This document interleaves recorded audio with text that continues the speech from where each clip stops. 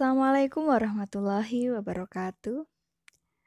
Negara manapun, baik itu negara maju maupun negara berkembang, pasti ada kemacetan dalam ketenaga kerjaan. Hanya saja, permasalahan yang dihadapi berbeda, sehingga cara memecahkan masalahnya pun tentu berbeda. Yuk kita uraikan permasalahan ketenaga kerjaan di Indonesia.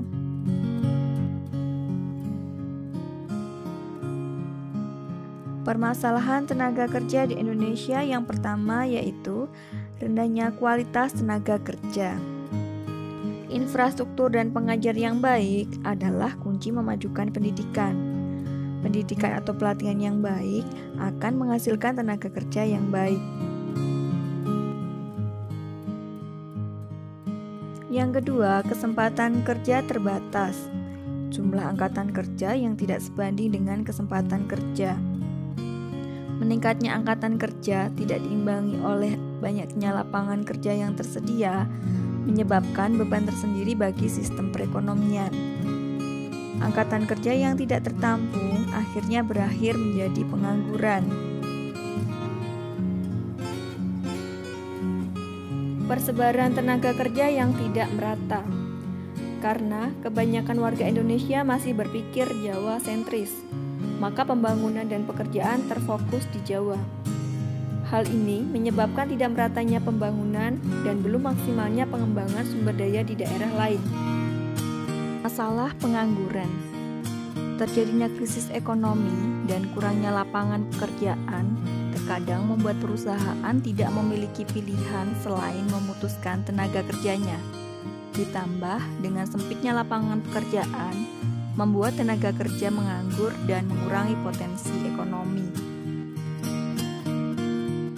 Kemudian, upaya yang bisa dilakukan oleh pemerintah dalam meningkatkan kualitas tenaga kerja yaitu yang pertama, meningkatkan kualitas pendidikan dengan menyelenggarakan program wajib belajar 9 tahun, mendirikan sekolah menengah dan kejuruan, memberikan mata kuliah kewirausahaan di perguruan tinggi. Yang kedua, meningkatkan kesehatan dan memperbaiki gizi penduduk. Dengan meningkatkan kesehatan masyarakat, yaitu dengan memberikan jaminan sosial, memperbaiki gizi penduduk, dan melalui program Gerakan Nasional Sadar Gizi.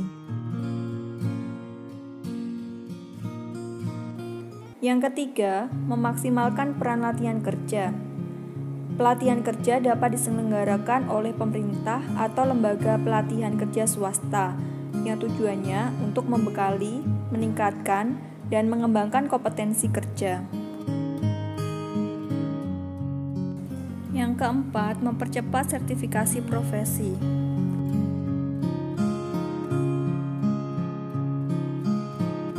Upaya meningkatkan kualitas tenaga kerja oleh swasta. Yang pertama, melaksanakan program magang. Hal ini diperlukan untuk memberikan pengenalan kepada orang dan khalayak luas. Selain itu, dengan bekerja sama dengan lembaga pendidikan dan menjadikan perusahaan sebuah tempat latihan dapat menciptakan tenaga kerja yang siap pada waktunya.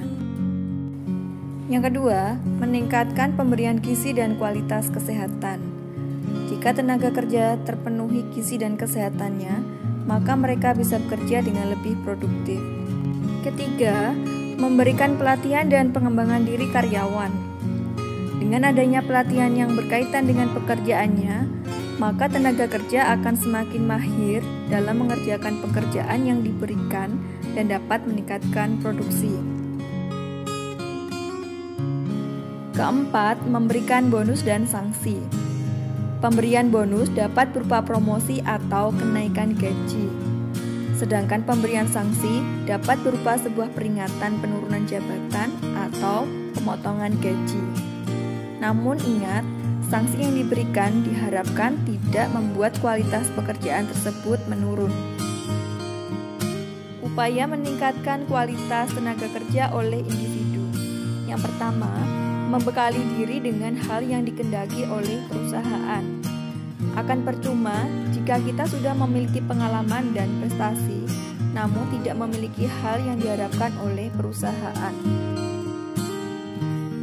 Yang kedua, meningkatkan kemampuan dalam hal keterampilan, bahasa, serta wawasan. Dimanapun seseorang bekerja, jika memiliki kemampuan dalam hal keterampilan, bahasa, dan wawasan, dapat beradaptasi dalam berbagai macam situasi. Yang ketiga, menanamkan jiwa wirausaha. Jika individu belum memiliki atau tidak ingin bekerja pada suatu perusahaan, tanamkanlah jiwa wirausaha seperti gigih, ulet, dan kreatif agar bisa menciptakan peluang usaha sendiri.